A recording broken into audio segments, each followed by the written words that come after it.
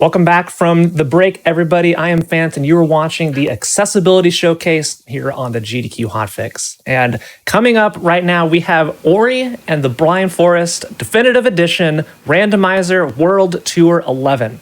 I think I got all of that right. But that's going to be run by Covert Muffin here. And we have in the call with us one of the developers of Ori Rando, Aiko, as well as Voulagen, another big contributor to the randomizer in the past. Hello. Hello. Yeah, so this randomizer has had a pretty storied history, I would say. Starting off as someone who now works at Moon Studios, just making I think it was a week, just put a beta randomizer thing. I was like, let's see what happens here, right? Let's just test it out. Maybe it'll be fun, maybe it won't be.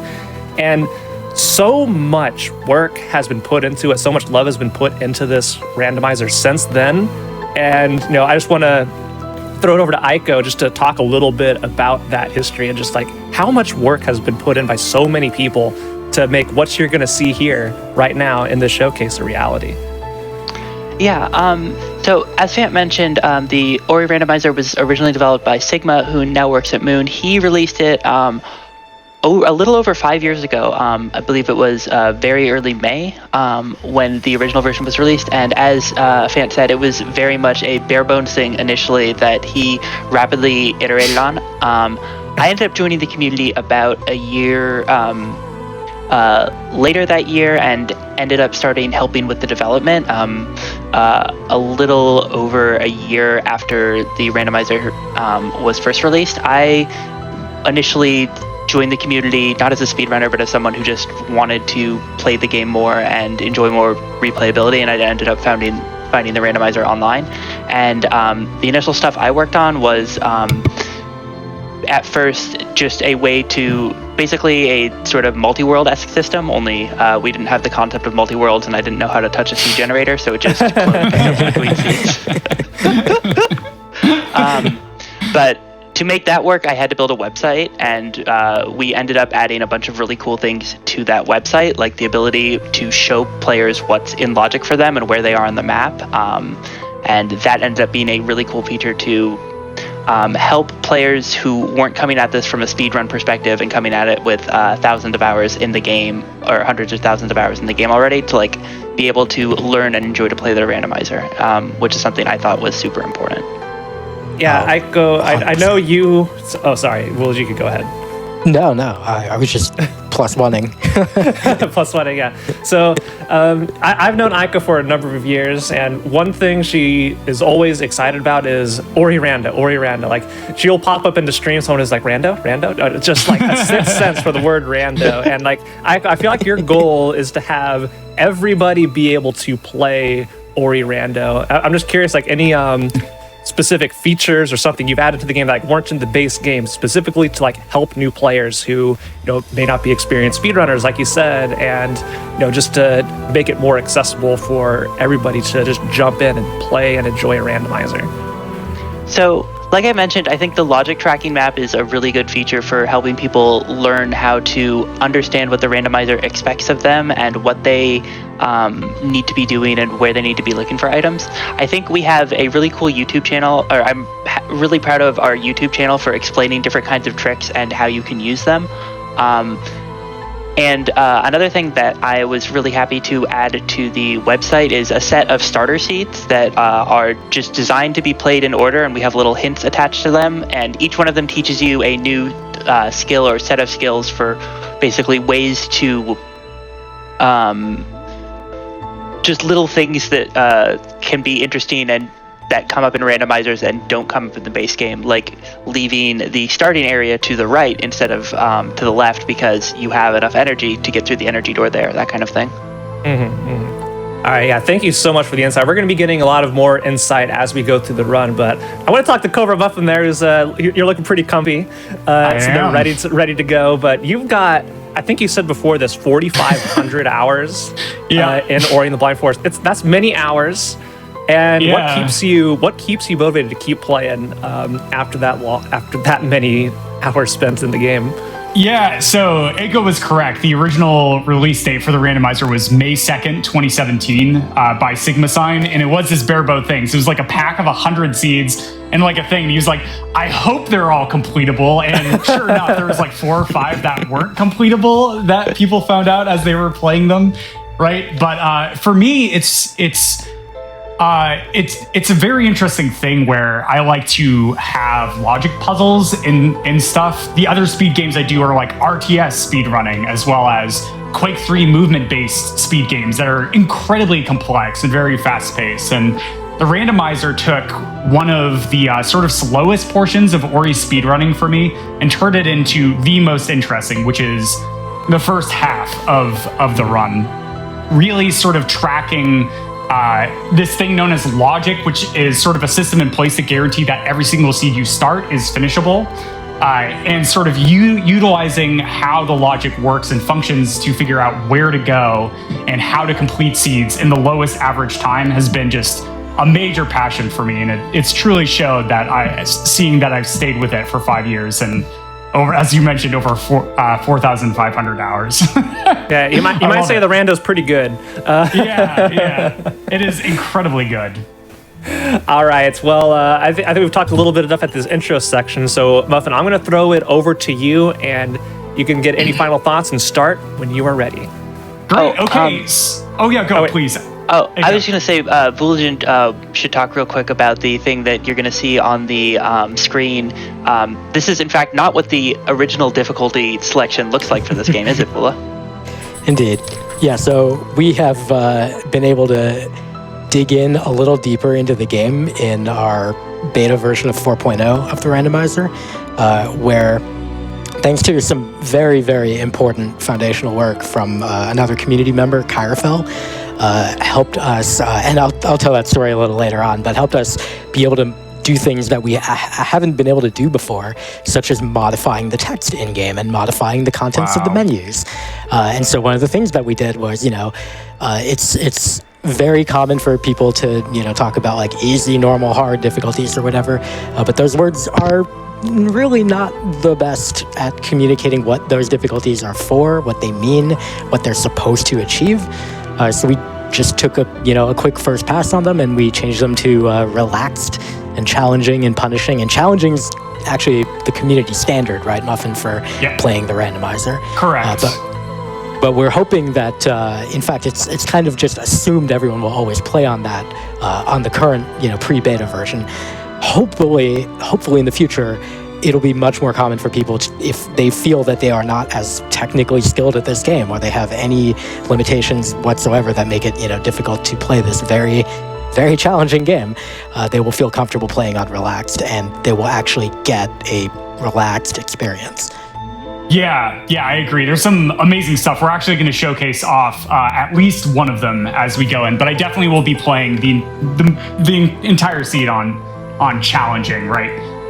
But yeah, anyways, so just a quick little introduction. This is Ori and the Blind Forest Randomizer. This is a 2D Metroidvania platformer, if you are familiar with the genre. So very similar to games like Hollow Knight and other such 2D Metroidvanias. What you're going to see at the start as we get started is that I am going to be first going through and checking a few pickups, and we're going to be looking for skills. So you'll notice a tracker in the bottom right-hand corner of the game screen that'll show the skills as I find them, and those will unlock new parts of the map and more pickups that I can check.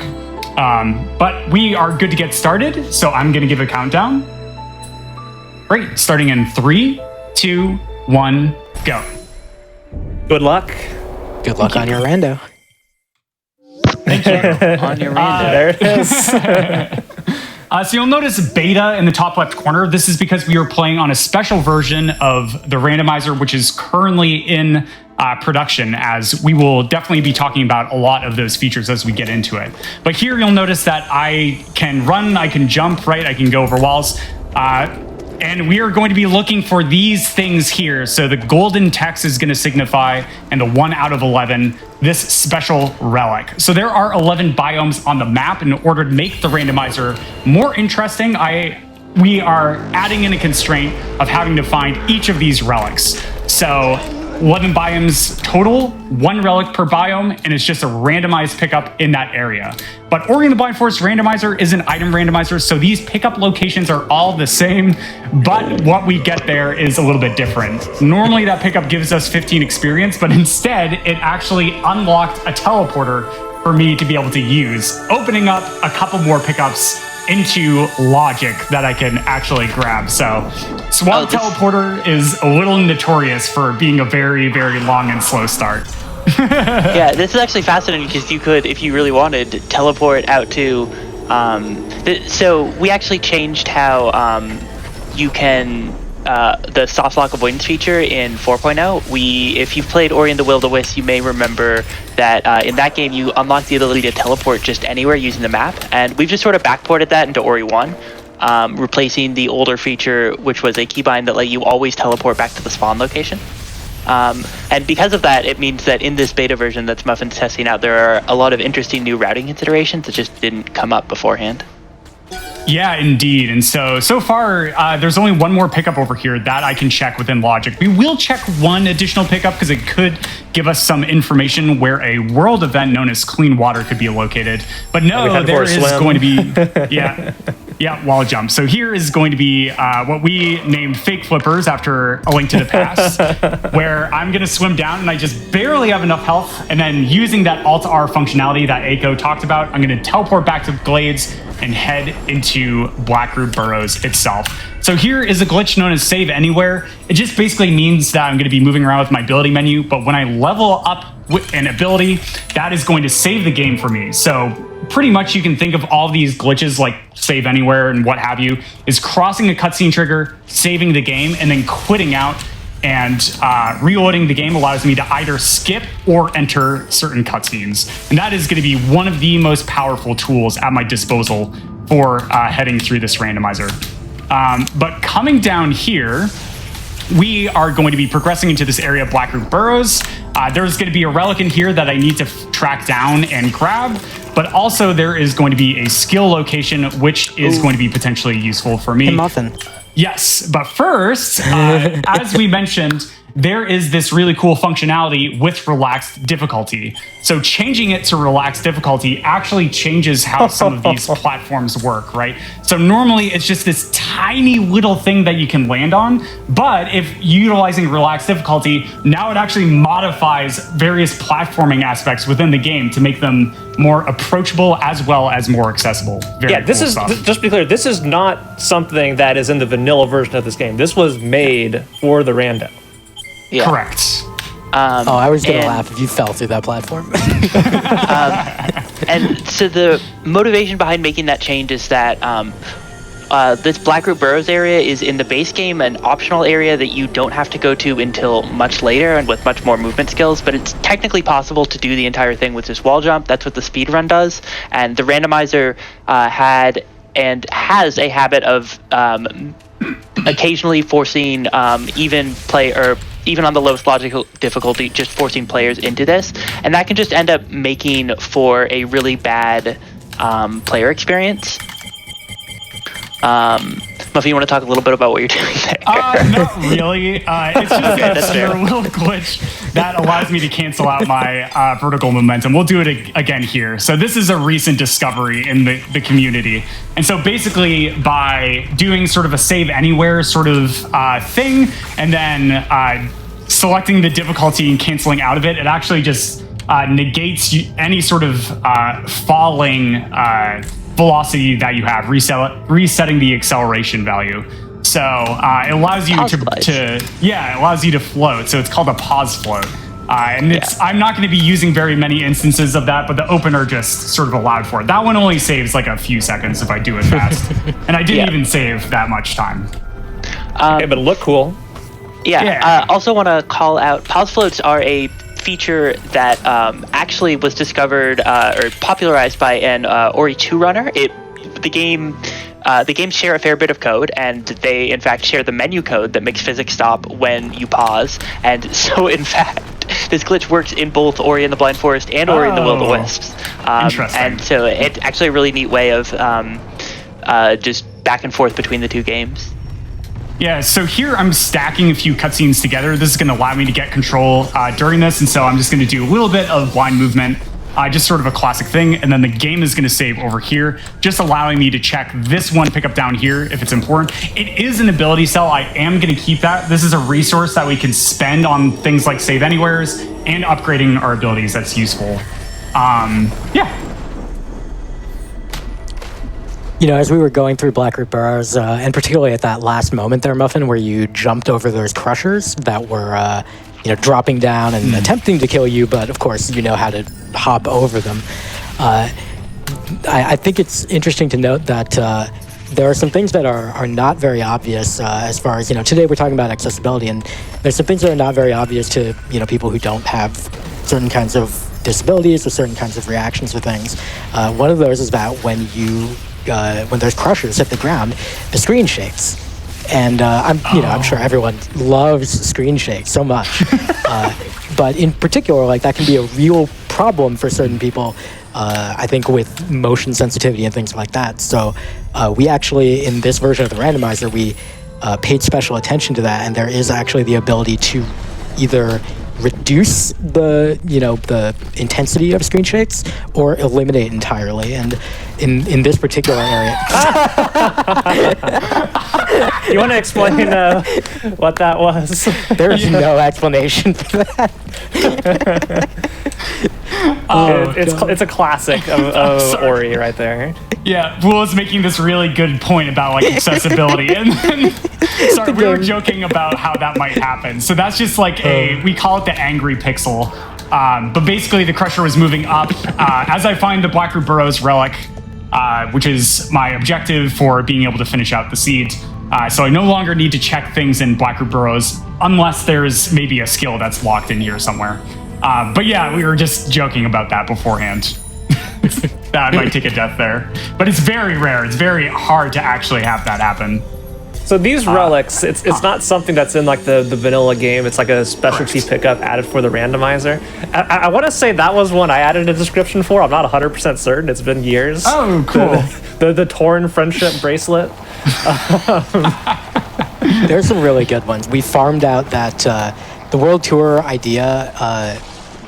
It came from a combination of, I was thinking about doing something that was a little bit similar to some modes I'd seen in other randomizers, and a conversation I had with some other folks in the community, and it ended up in this particular mode called World Tour, basically just to try to get people to have to collect more pickups, because for some people, the thing that's fun about randomizers be the moment when you collect a pickup and you find out what it is, and that rush is fun. So but the relics, it's really hard to come up with all this flavor text for all these different things. So we just farmed that out and had the entire community suggest whatever they could think of that seemed cute. And we have some really, really fun ones in here that I hope we'll see. I have my personal favorite that unfortunately I know we won't see because it's a Blackroot relic. The Soul's Diffused Grenade. Good. There's some really high quality relics. The community submitted ones, we actually had a bias against a couple areas, so I later ended up doing a second pass and got to make up a bunch of ones and put in a bunch of really mediocre references, which I'm really proud of. If you ever see one, feel free to add me in Discord. Oh, I love the tiny spirit tree. It's so cute. I want one. Yeah. Little shiny blue crystal in the middle.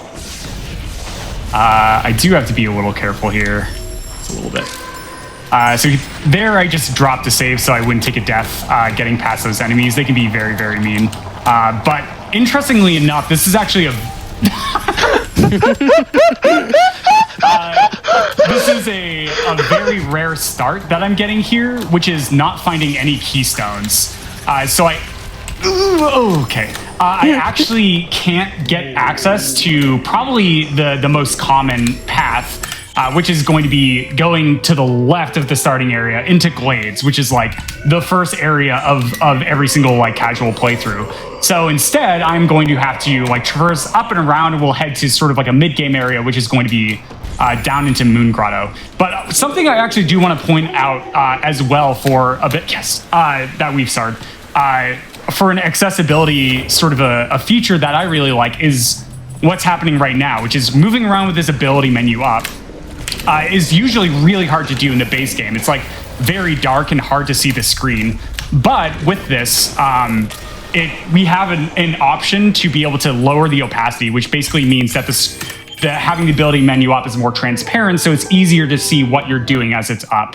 And so that's very nice for me for approachability, but I imagine it could be helpful for people who need more sort of contrast for seeing things. That was a really cool feature. That was one of the large set of settings that we added for the 3.0 patch on this, which Blue and I worked on together, along with Sigma. That was when was that? 2018, I think? Yeah. Winter or fall and winter 2018, as the randomizer tournament at that time was wrapping up. It was a lot of fun.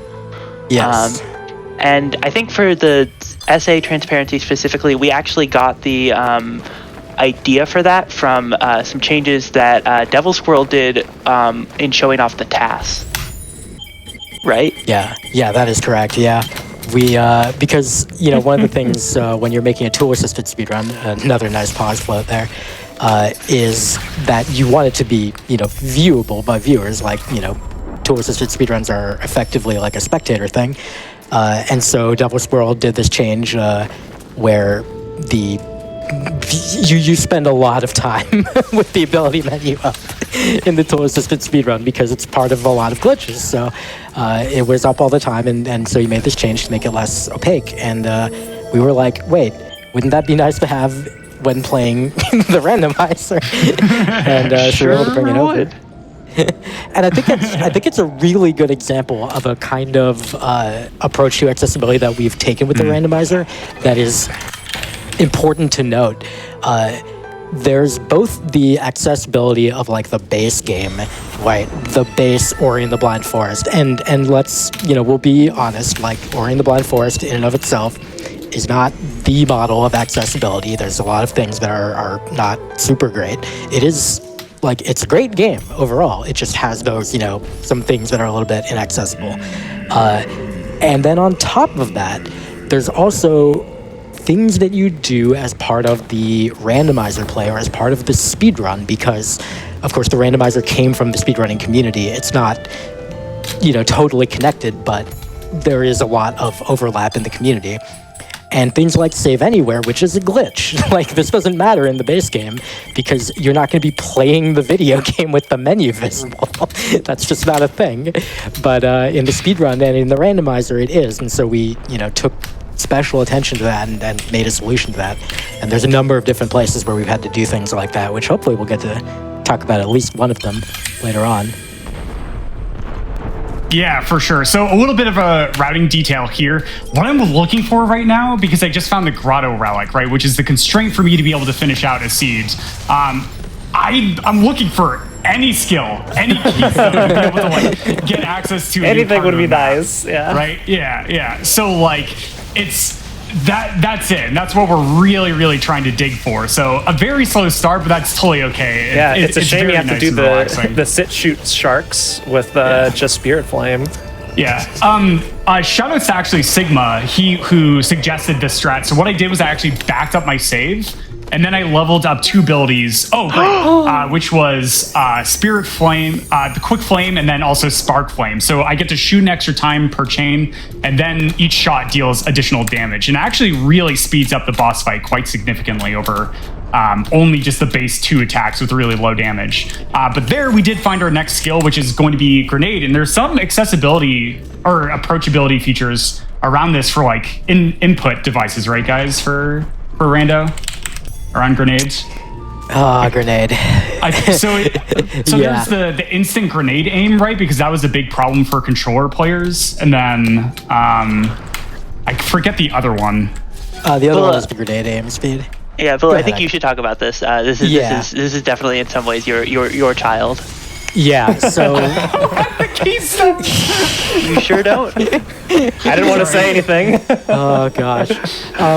So Grenade is sort of it's an interesting point towards something that has come up a lot in the Ori community, which is that we've tried to create as much as we can parity between the input methods between keyboard and mouse versus controller players. And this isn't the case in a lot of speedrunning communities because, the methods are different. Like, they just have differences. Sometimes one is going to be, advantaged in various ways, and other times the other is going to be. But in Ori, they're really close to each other in terms of speedrun competitiveness. And so starting from the speedrun community and then definitely continuing into randomizer, we've tried to say, okay, nice. Oh. Yeah, save that one. Yeah. So Bash is a really important skill. Muffin, do you want to talk about Bash, or should I continue? Yeah, sure. I can give a brief overview. So with Bash, basically what we can do is we can end up causing Ori to latch on to like enemies and like sort of lanterns and stuff all around the map. But I also have Grenade, which allows me to bash a single time off of it before it dissipates. For the randomizer itself, we do have also a very special glitch associated with it, which is known as a double bash, which we will absolutely be showcasing off throughout the rest of the seed. So I guess I can show a little bit of that right here.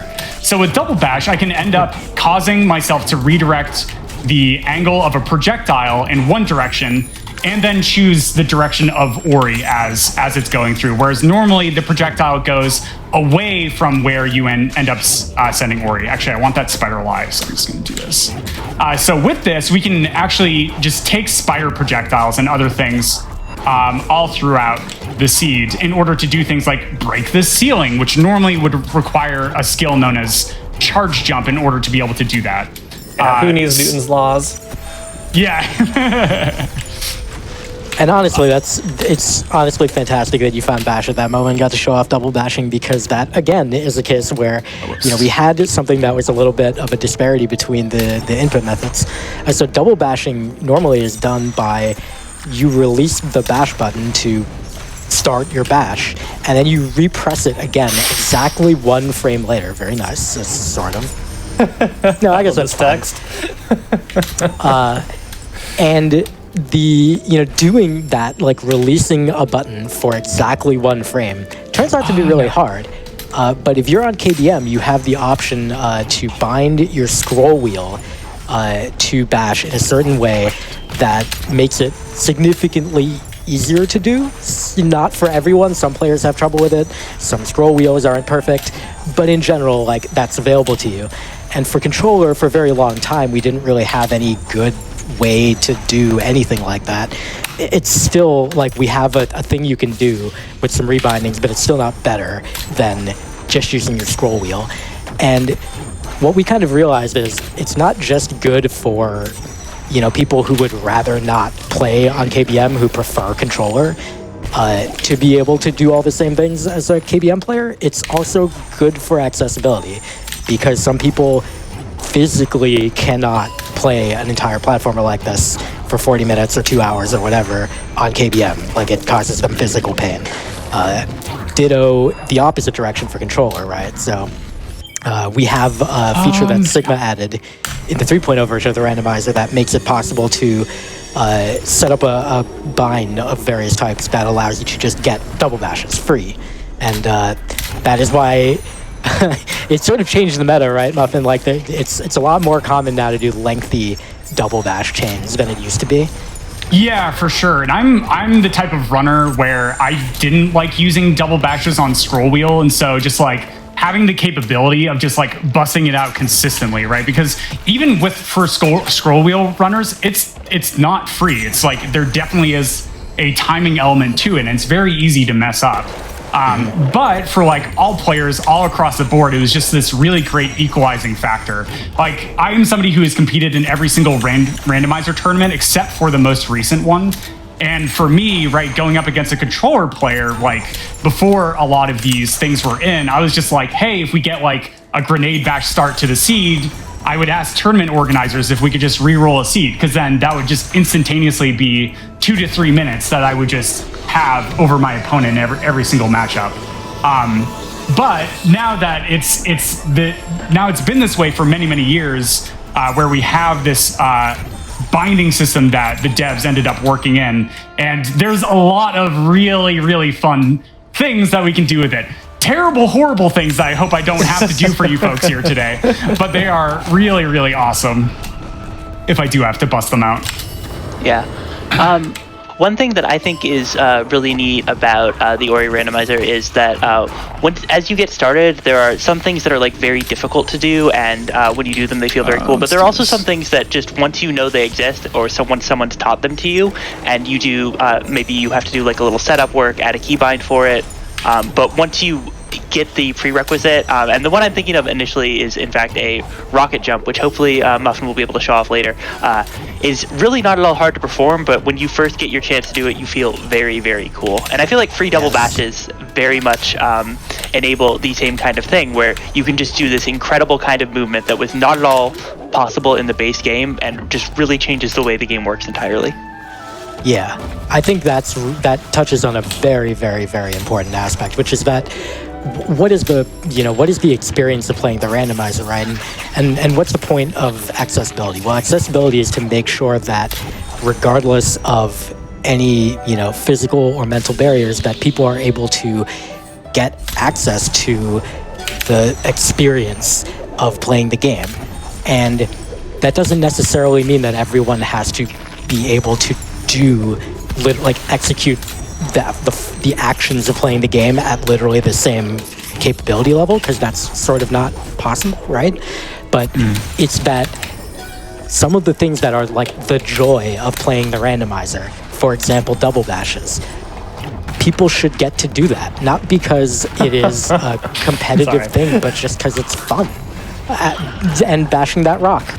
This is very fun. Yes, that rock is the only such object in the game that is bashable. Yep. I think the general consensus is that someone in the Unity editor clicked a checkbox on that specific entity and never unchecked it, and it just almost it never comes up outside of some randomizer seeds, and it's almost never relevant. But it's very fun. It's great. Yeah. I couldn't help myself. It didn't save me any time to move that rock around, but it was just fun. Yeah, I would say Ori and the Blind Forest is a very difficult game to optimize. There's a seemingly endless amount of movement tech, especially in the randomizer, things you can do. And Muff is making a lot of it look really easy, but a lot of the moves that Muff is doing with the grenades and all these bashes, it takes a lot of practice to get it going that smoothly. Even if you do die occasionally, Muff, it's all right. Thanks. Yeah, so like here, for instance, there's this just grenade chain here, and I messed it up, but that's fine because I found double jump, which we found over in Glades, which is the starting area of the map. And I also found Clean Water, the world event, and that actually is how I was supposed to end up tracking down Bash. So I have a pretty good idea of what is and is not in Logic. The really scariest place that could be where I need to go is somewhere known as Horu Fields, which is like an endgame area. And having Grenade and Bash actually puts it into Logic. So we'll see if I have to go over there. I'm just currently going to be working over to the left side of the map because I've pretty much found every single relic on the right side of the map, except for Ginso Tree, which I need Water Vein in order to be able to get access to it. Speaking of both relics and speaking of both Logic and the map, do you want to at some point pop open? Yeah, let's do that. Yeah. Right, baby. Yeah, so this is actually a new feature that has been added in the 4.0 DLL just last month, where you can actually see what pickups you haven't gotten are in Logic for you, and you can toggle it to show all the pickups that you haven't gotten instead, which is how things work in 3.0. It'll just show you all the pickups you don't have, but yeah, we've now added the ability to also just see what's in Logic for you, which is something that we've had available as a web tool for a really long time, but we are taking the inspiration from some of the stuff we built for Ori 2 and decided to just build it as a part of the game client, because not everybody has two monitors, and if you don't have two monitors, having a map in a different window entirely is a lot less helpful. Yeah. Yeah, and huge shout out to Aiko and also your entire team on the Ori and the Will of the Wisps rando for like the things that you've done with that game have been absolutely ridiculous and beyond, in a lot of ways, beyond what we initially were able to do with this game. And in many cases, like the Logic helper, I, at least when I came back to Blind Forest Dev finally, like this last year, I looked at that where Will of the Wisp had that integrated in the game, and I was like, I want that. Yeah, it's real nice. And so we finally started seriously as we had more bandwidth to look at Blind Forest again. And we had people thinking wait, what if we could do that in Blind Forest? And so big shout out to Zemsys, who took the I made a Python prototype of a CGen algorithm that is slightly different from the current one. This is a really irrelevant detail, but the important part was he turned it into C# so that we could put it into the game. And taking that, we were able to build in the logic map. I did a very first pass some time ago, and then actually mentioned this past month, did the actual feature here that you see, where you can toggle it on and off, and you can see what is in logic and so on. And things like that are just, they're part of the direction that we really want to go, where it really is always possible within the game to figure out what you're supposed to do, and more importantly even, to self-service the act of kind of learning things you need to know to be able to play randomizer, because not everyone is going to want to go join the Ori Speedrun Discord to ask questions every time they run into a gotcha every 15 minutes during their first seed. Yeah, that was in fact how I ended up joining the community. I had to join the Discord and ask what I was supposed to do when I fell down the bridge, and I was just sort of stuck there falling forever on the mapstone. Oh god. Oh no. Yep, that's right. That bug. Shouts to Echo, who also provided the first fix for that bug. it felt good. It was like getting revenge. Completing a Favorite circle. area. Yeah. So these teleporters activated, that's not something in the vanilla game, is it? Right. In the vanilla game, you do have to physically go to one of those Spirit Well locations, and you have to be close enough to the teleporter to activate it. And that because we've changed it so that they can be that access can be acquired as pickups. Now you have a lot more freedom in how you're going to end up navigating the game world, and of course the seed generator can subject you to even more evil situations, such as having to go to Forlorn right off the start of the game. Yes. I mean, as far as evil, terrible situations go, one of the things that we currently have in beta is a experimental CGen that can put third party that can put custom teleporters into logic. So you can just in fact be expected to use the fact that you can warp to what are the terrible ones? The Misty Entrance. I guess it's just sort of a valley teleporter, but honestly, just adding a second valley teleporter to the item pool is a cruel thing. Yes. Yeah, shoutouts to D-Numbers for the work on that. Been very, very impressive. Also added in random spawn locations, which is something that Will of the Wisp has had for ever, right, Aiko? Yeah, at least a year. We had that surprisingly early due to a lot of incredible work by the Will of the Wisp team. I do want to go quick shout outs to also Moonwolf, who built us essentially a mod loader for that game, as well as several hundred other incredible things. Zareen's done an incredible amount of work on the website for that system, and Sirius, who has been incredibly important, basically in charge of the logic since I realized that I couldn't do it and I was going to die if I kept trying. And also who wrote the current seed generator after teaching himself Rust. What's going on here, Muffin? Really quick. Yeah. This is so important. I just sent a spider projectile off into space and then ran away really, really fast. Those rocks there that just ended up getting broken usually require something like Sunstone or Stomp.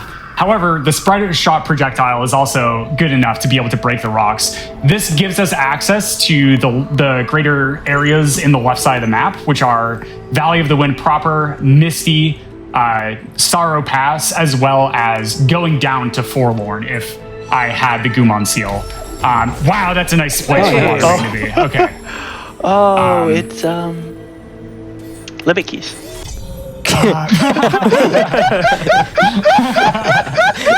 What is limit keys for those of us Don't who worry about may it. not know? Do not worry about it. It's a defunct Don't worry mode. about it. Yeah. There was an old game Good mode. at the time. We'll just Inside say it. joke. Inside joke. Yeah. Well, yeah, I mean, we've gone through a lot of different settings and modes for the randomizer. Limit keys was one of the modes for, how you get like the keys to the dungeons in the game. And these days, people don't play limit keys, so it's just a meme. Yeah.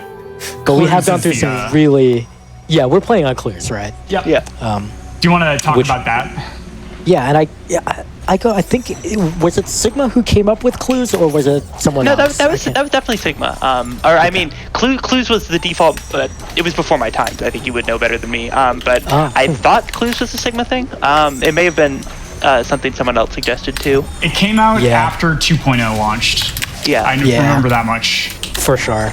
Yeah, so basically, like, aside from, skills that are important to get access to various parts of the world, one of the big gates in this game to be able to access important locations is the keys to the 3 dungeons, the Ginso Tree, the Forlorn Ruins, and Mount Horu. And originally, in the original version of the randomizer, there's just 3 items. Yep. The Water Vein, the Guman Seal, and the Sunstone that are just located in 3 random locations somewhere. Out of like 256 pickups, right? So like Correct. the first week of Rando, it took us like 3 to 5 hours to finish any seed. Like it was an absolute nightmare. And so we were like, Sigma, please add something that just gives more consistency for finding the dungeon keys so we can finish out seeds. And in fairness, like, there are people who enjoy that experience, which is fine. So there is actually a mode where the keys are 100% random and they're just like standalone items. Good luck. There's no clues. There's no nothing. Just go find them. But, one of the things that I think a lot of people don't appreciate about randomizers sometimes is that a randomizer is a game. Like, you are actually, like, if you're a randomizer dev, even if you don't think you are a game designer. Yes. You are actually designing an experience for people. And so that's the approach that we've taken over time, especially at the start. Sigma especially had to do it since he was the only dev. And then Aiko has always been bringing that perspective as well. And now I've been trying to do that as well, going into 4.0 dev, where, just thinking about what is going to be fun. What is going to be the experience that people want to have. And so one of those things that we did was fiddle with where the keys appear or how you find out where they are. So in this mode, Clues, the keys appear in any random location. However, each 3 skill trees that you collect, or feather, which is considered a skill tree, quote unquote, you will get a clue, as Muffin shows the Alt-T info screen there. You will get a clue indicating which zone one of the 3 keys at random is located. And so we managed to find the Water Vein. I don't remember if you already had the clue for that, but in any case, I don't believe you were No, I did specifically looking. Yeah, we got the Okay, 2 seal clue. He's only got 5 right. trees. He in fact could not have already had the Water Vein clue. Exactly. You get 1 per 3 trees, and it was already that one. Yep. I wrote the skull block off for that Nice. suggestion. I like this one too. Yeah. But yeah, So there's... oh no, I can just key dupe in Forlorn. What am I talking about? Okay. Sorry, keep going. No, I mean, I think I was pretty much just going to wrap up. I was my going to thought. add to that that you mentioned it's game development, and we've seen a lot of it. We haven't touched on most of them, but there are so many bonus pickups that give you functionality that were not in the original game. We saw there recently a health regeneration, where you're going to see just your health slowly tick up over time. There's different upgrades to that. We've seen mega energies. We've seen mega health to give you a temporary boost to energy or to health. And there's a whole bunch of other just brand new pickups or brand new mechanics put into the randomizer that you can have fun with. Yep. So I'm pretty sure that Sigma's original impetus behind adding these, and definitely my impetus behind adding the extra ones that I did, which I will talk about in a bit, is that, so as we said, there are 256 item locations in Ori and the Will of the Wisp. To shuffle into those, we have 40 keystones, 33 ability cells, 14... Will of the Wisp or Blind Forest? Sorry, Blind Forest. I remember the name of games. I was just appreciating the Freudian slip there. Yeah, Will the Wisp has this problem so much worse because it has like hundreds more item locations. It has like an extra 100 pickups. Yep. And okay. Anyways, Blind Forest. This game. Yeah. So we've got 40 keystones, 33 ability cells, 14 energy, 12 health cells. And shout out to Sigma. What else we got? We got 9 map stones. We got 6 world events, and then that's not actually very many pickups. And so the remaining pickups, if you just have those as your items, they're all experience. And some people just get bored of seeing experience. And if you love that experience, please go to orirando.com and roll yourself a seed with the hard item pool, because that's the only text you will be seeing for the majority of the game.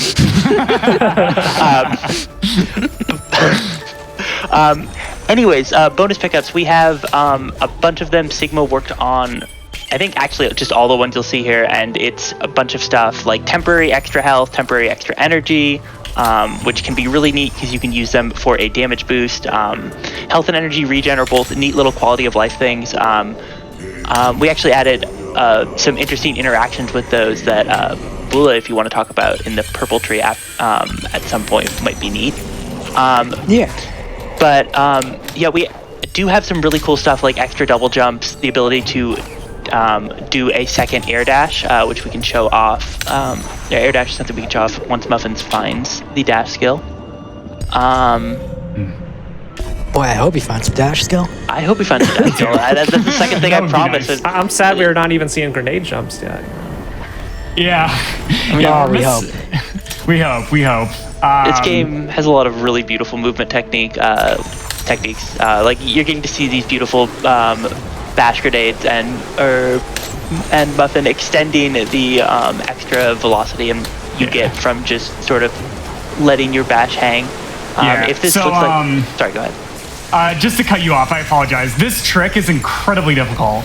This is something known as fax, which we have a community name for it, which I'm not going to repeat on air, but it actually stands for Frog Ability Cell Skip. Yes, that is the actual name for it. So here, if I just line up and take a frog shot, and if I get far enough away, it extends the height of the frog. Wow. And so normally when you Very nice.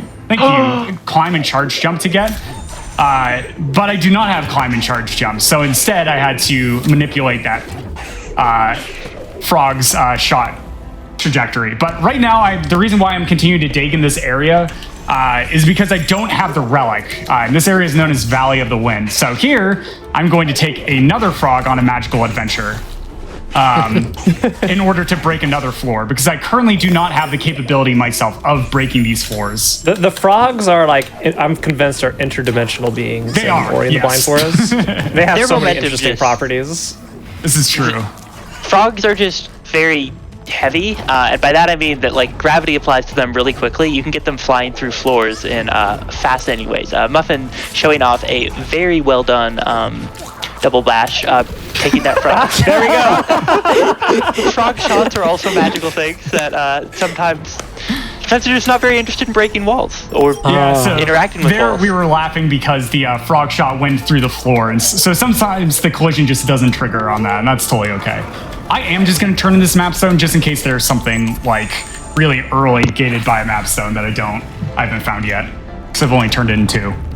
Yeah, do you want to explain that really quickly? What's the significance of turning in map stones? Yeah, so in the base game, there are map monuments located throughout the world, and when you find a map stone item, and you go to a map monument and you place the stone in, it expands that part of the map and shows it to you so that you know what's going on. In the randomizer, though, that's like, we want that to be a pickup, right? Because it's a location that you can do something with, so of course it should be a pickup. So what happened originally was that each specific map monument would have an item that was there. And what that meant was you would save the game before putting a map stone into a monument, and then you would put the map stone in, and if it didn't have an item you cared about, you would just reload your game. And so you only ever needed one of the 9 map stones located throughout the world. So now we have what's called progressive map stones, and that means that the first time you place a map stone into a monument, you are going to get the map stone, the map 1 item, quote unquote, and it will be some randomized item that is on your first map. and then the second one will give you some other item, and the third one will give you some other item, and so on. And it is possible to have a thing that is located on map 9, in which case you must find all 9 map monuments and all 9 of the, actually we have 11 map stones placed in the world. So you have to find 9 of those, and then you have to go put them in. Hey, There it is. Nice. Yeah, I was actually just going to say that's a neat place we can actually talk a little bit about game design, because originally there were, in fact, if there was, you were unfortunate enough to roll a seed where there was something on the 9th mapstone, you needed to search every pickup in the game until you found all 9 of the mapstone fragments to turn in.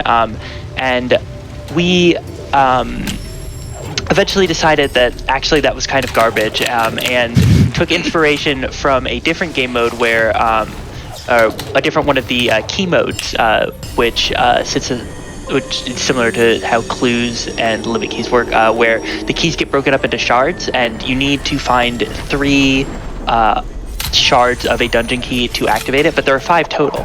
So we said, well, what if we did something similar, where there were 11 map stones total, and the randomizer wouldn't like put more map stones behind mapstone progression. I'm not explaining this well. Help. Yeah, no, you're referring to basically that the logic of the game too. Like we have a generator, like a program that is, a piece of code that actually understands like what the restrictions are to be able to get to different parts of the game world, and we put some code in it that was just like, okay, look, if I want to put an item on map 9, the player must be expected to be able to collect 11 map stones before they can be expected to get that item that's on map 9. And doing things like that has definitely been a very important part of the game design and considerations over the course of developing the randomizer. Much of which, yes. Now the fun begins. That does it. Yeah, I'm go moding this. This is fully go mode now. I don't have glide, so Sorrow is going to be a little spooky, but I do have ultra defense and a lot of health. Ultra defense is an ability that causes me to take 1/2 damage on 1 damage sources, as well as reduced damage from other. Yep, here's the rocket jump. Allows me to build a bunch of height. Physics RNG kind of got me there, but no problem. So here. All of the random glitches and tech that you're seeing Muffin do, they are all part of the base game. None of this is like randomizer specific. We have made in some cases we've made changes to make them more doable in the randomizer, which you would have gotten to see one very important one if Muffin had gotten access to a piece of tech called grenade jumps, but sadly we're probably not getting that. What you do see though is with rocket jumps. A rocket jump is when you use the charge dash ability to dash towards an enemy, and you interrupt it with either a jump or feather. And when you do that, the game forgets to slow you down. Like, it literally changes the state of Ori so that the slowdown just never happens. So you just go really fast up into the sky, and it's fantastic. And Igo, you actually, because like the way that this is done is generally by pressing a couple buttons simultaneously, you can set up a keybind for this, and Igo, you have a nice little tool on the website for that. Oh, yeah. So when I joined, and for 2 years after I first joined, Ori and the Blind Forest did not ship at all with any kind of rebinding system. And Ori and the Blind Forest Definitive Edition, they wanted to add one in, and they did. And what it is it's this text file that you can add. You can just sort of edit in some keys. You need to look up how the specific way of specifying each key, and if you make any syntax error, it just sort of fails silently. So there was this incredible fun community experience that would happen every so often, where someone would be like, the rebinding system is broken, it doesn't work, and we would slowly coach the person into sending us what they'd written in their file, and then we would all play who can spot the syntax error the fastest and correct it. Which was a real fun game, and I was very good at it, but also seemed like not the best way for people to get help with the system. So eventually I just built a GUI that lets you generate these rebinding files, and that is now how we do it. OriRando.com/rebinds. What Muffin just did there to get through that spike. Yeah, that was ridiculous, just to be clear. Was ridiculous.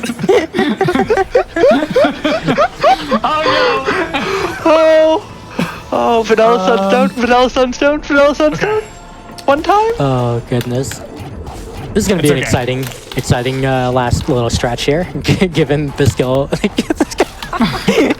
By the way, what Muffin was trying to do there is another really important reason why we wanted to make double dashes more accessible on both control methods, and also just like imagine if you're a person who is physically incapable of being able to release and repress a button one frame later, and you have pain if trying to do like the scroll wheel thing, but you just want to experience the joy of bashing this frog through this spike cave for no reason.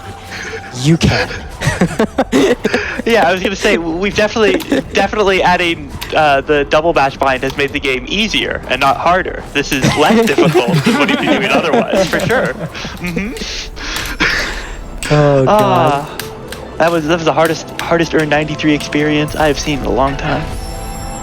Not to be outdone by the 101 experience. Oh, this is content. Oh yeah, you're getting to see some real crap here. It's great. I know what to do. Okay. Oh yes. We're gonna throw in some. This is gonna be the one where it works the perfect time, right? Oh my god, maybe. Oh my god. Very well done. Just do it with an SA up. That makes it way easier. That's the technique. If you can see less of the screen, there are less spikes that can hurt you. That's just how it works. Oh god. So Muffin was set up with the save anywhere screen open. Muffin was set up to perform what's called a zombie ori, where you die, like you fall onto the spikes and you take fatal damage, and so ori explodes. And there's this 1 second fade out. During that 1 second fade out, you learn an ability similar to how we did save anywhere to skip cutscenes earlier. But instead of skipping a cutscene, it just saves ori right where you were when you died, and then you respawn with 1 second of invulnerability. Come on. Oh no, you had it! And so you take advantage of that to get off the spikes. So seeing Muffin do all this ridiculous tech here to go through an entire area without glide, I want to remind everybody that, Aiko and crew have spent so much time making the Ori Rando in such a way where you don't have to do any of that. Oh yeah, no, that is not expected to do. So, Muffin is just going off right now. Throwing in the speedrun tech as well. Dang it. Yeah, you actually, you do have a problem here if you're trying to get to the top, right? You don't have a way to break that ceiling because you don't have a way to get to the top of it to stomp it, so gotta do something like this. I'm just gonna do a double bashes. It's a little slower to do a double bashes. That's okay. It's a lot easier. Yeah. There's just a lot of beautiful things in this game that are done by taking frogs on journeys, showing them beautiful things frogs never usually see in their lives. And usually this also spells the end, but we'll see if this one gets to live another day. But usually these tricks don't end well for the frog.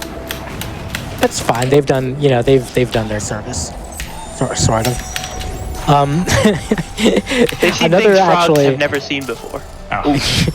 Another aspect of the kind of approachability and accessibility direction we've kind of gone with 4.0 that is interesting to think about right now, especially is with a lot of these like speedrun tricks and stuff that Muffin's pulling out, this tech.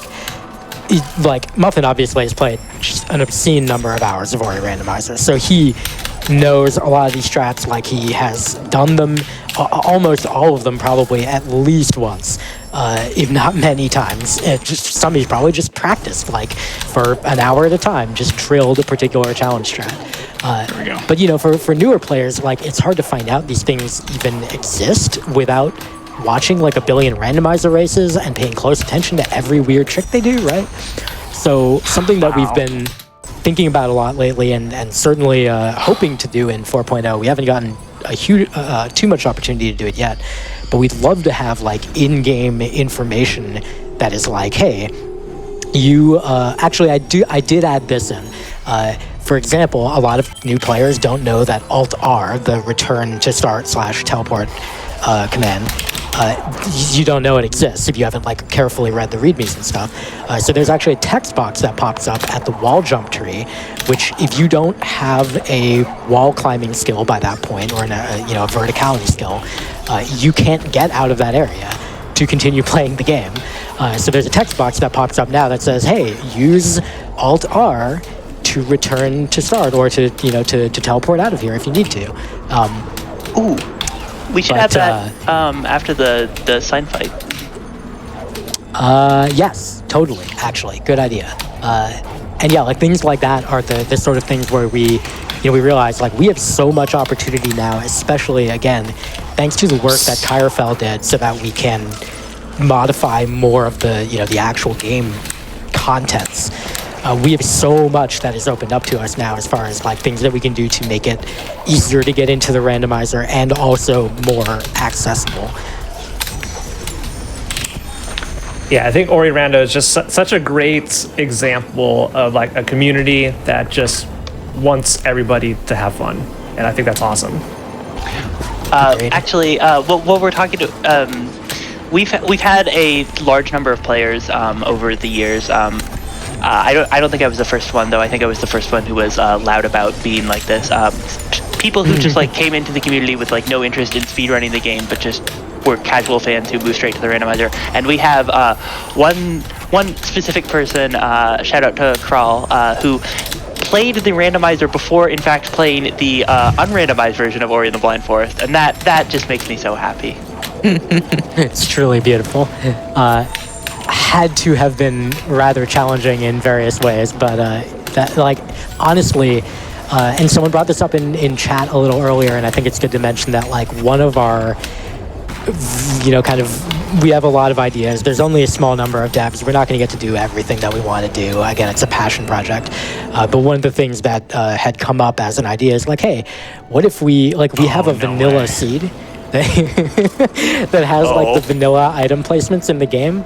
What if we just had what if we had it so that like all the other modifications we've made to the randomizer are toggleable, so that like for example, like the dialogue that sign usually says during the game is literally just axed out. You can't ever see dialogue in the randomizer. We just made that function do literally nothing.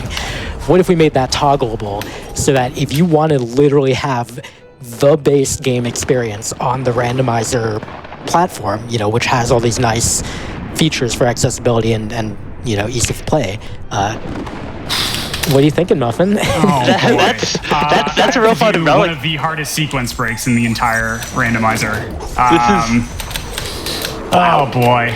Yeah, I can't believe like how stubborn the Sunstone is. So the reason we're here, everybody, is we got a hint that the Sunstone, a required item to access the final area, Horu, and reach the final boss, is in this zone.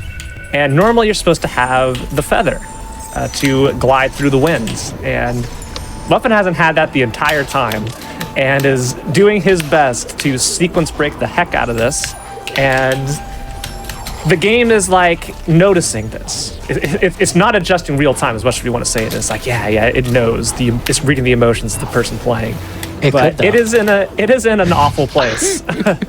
We do have that built-in seed gen. We could in fact. Oh my God! No, we're not doing that. Anyway. This is brutal. Man. Muffin needs this frog up here to be able to break this particular ceiling, and getting this thing up here safely is really difficult. Muffin makes it look try. easy, as long as he doesn't die here. No problems. I almost fat-fingered my C-dash key and died. Oh, that would have been real bad. Hey, there it is.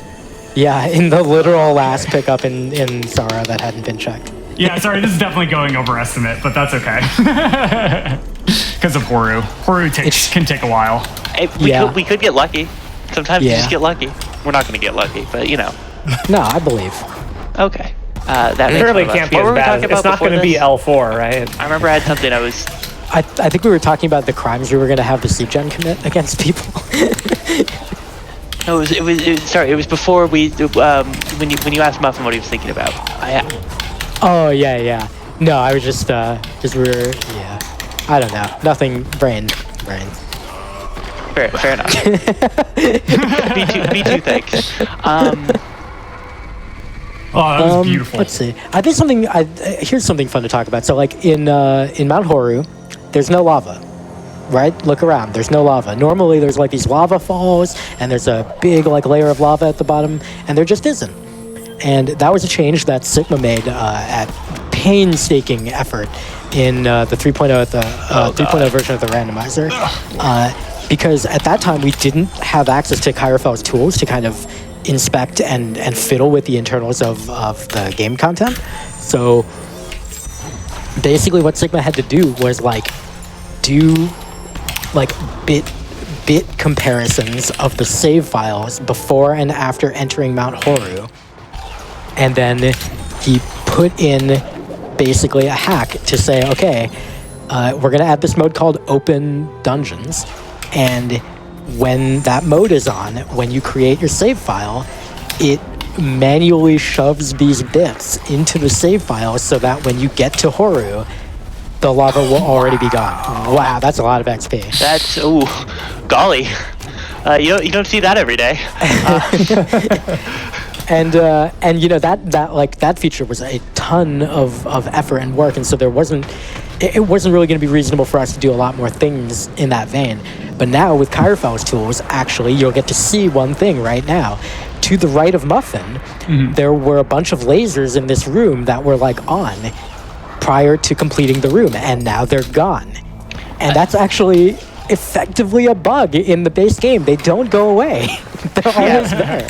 We at one point we discovered this because one of our community members, Onan, did QA on this game, and we asked them what was up with that, what the intended solution was, because it's really actually sort of tricky to get in the base game to get the pickup there. And we asked them what the intended solution was, and they're like, "Oh yeah, no, those are just supposed to turn off when you complete the room. That's a bug." Yep. We're like, "Oh wow, yikes!" And then we fixed it using Kyrofell's tools, which are amazing. Kyrofell Built has done a lot of incredible contributions to the randomizer. He was the person who made it. Oof, that elevator is a real. His first contribution was basically making it so that you get to see the pretty clean water version of the Ginso tree if you have clean water when you go in there. That was not originally possible due to some incredibly creative code that was being used to handle our save files. The early days of Randomizer from a coding perspective, fascinating stuff, all of it. Love it. I think that really what we were doing a lot of and what Sigma was doing a lot of and the Ori Will of the Wisps team moved on to take as an inspiration was what I'd like to call any percent development. Never do this, but also it's really fun. Yeah, very nice. That was very quick, at least. So yeah. Oh, Misty, I haven't done Misty yet. Oh, okay. Oh, that's yeah, fine. that exists. Misty's fast. Now You may want to forget this exists, but too bad.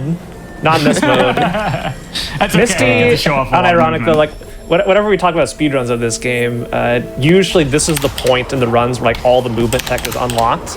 So you get to do a whole bunch of really slick movement through. And since this is now the last thing we're doing, we got pretty much everything. So you're gonna be seeing that. Maybe we'll luck into both charge jump and climb somewhere along the way here. But yeah, wait. No, cool. Train of thought died. All right. Misty, yeah. Yeah. So Misty is actually an area that got fixed quite a bit in the randomizer itself because with the Alt-R mechanic, in order to just guarantee we don't accidentally soft lock ourselves by teleporting out of an area, Misty had to have some work done on it, right? Is that? Yeah, it ended up not, there's not really any major changes, right, Echo? It's just you have to fix it when you leave. You just have to change the layout when you leave. We originally thought that there would be some logical implications, and there was a pickup that wasn't in logic for a while, but we eventually looked into it and figured out that actually it was fine.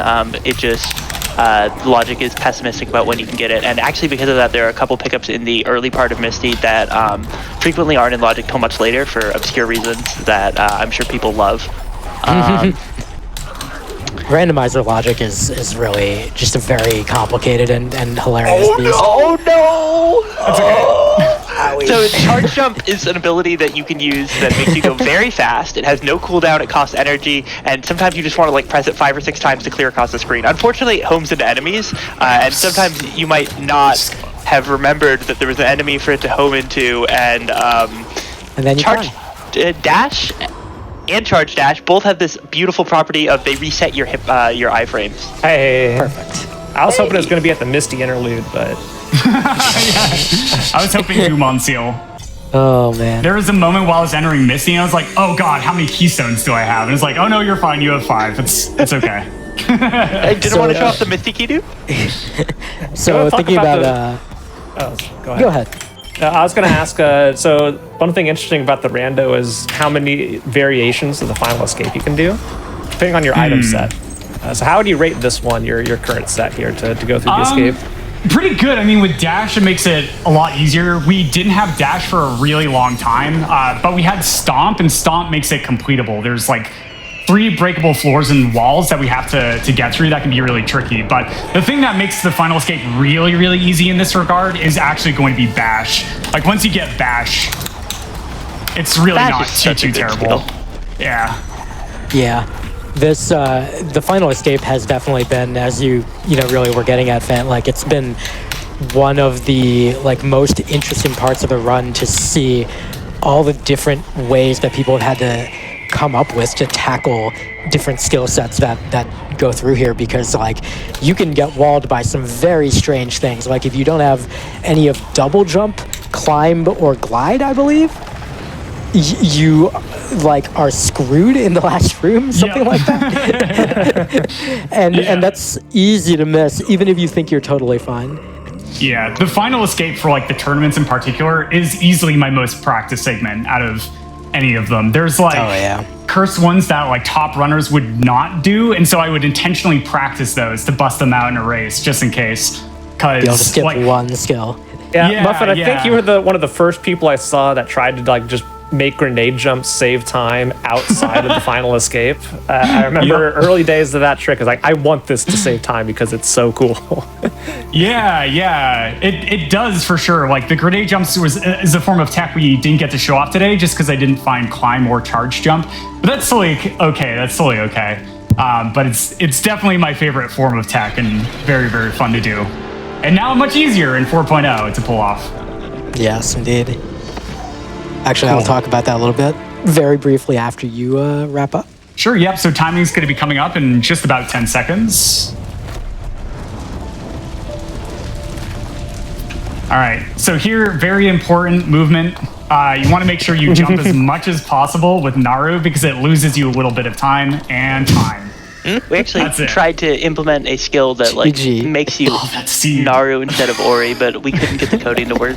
That is also going to be such a terrible idea. So awesome. Yeah, good stuff.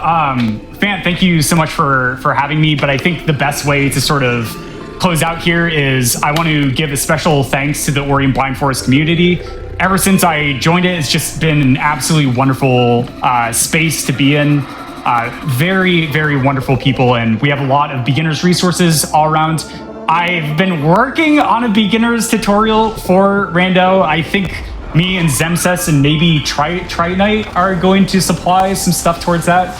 But best way to close out is to throw it over you to you, Aiko, and Vula. Thank you so much for joining me on the couch, and please feel free to close this out. Yeah, I just want to big shout outs to Muffin. Again, what you saw, we may have gone overestimate. The amount of skill and just practice to pull off what you saw here today it's impressive. That's well rehearsed. Muffin isn't just Muffin's very good at things, but I never want to use the term you're gifted or you just got that talent. No, that is a lot of hard work, hundreds and hundreds of hours of hard work to get to this point. And it's just so much fun to watch all that hard work pay off. Thank you. So, GG's. And I do want to throw it over to Aiko and Vula for any final thoughts on random developments, because as much as I'd love to talk to you all day long, and I probably could, we do have other runs to go to. But I just wanted to let you do some many final shout outs that you wanted to do, and thank you so much for coming on. Will, you want to go first? Sure, yeah. Yeah, I super appreciate this opportunity. Thank you very much for putting the whole show together, Fant. This is really fantastic. Everybody else who's been involved in the show, really glad to see that this has been a thing. Accessibility is super important. to me personally and to really just the gaming community.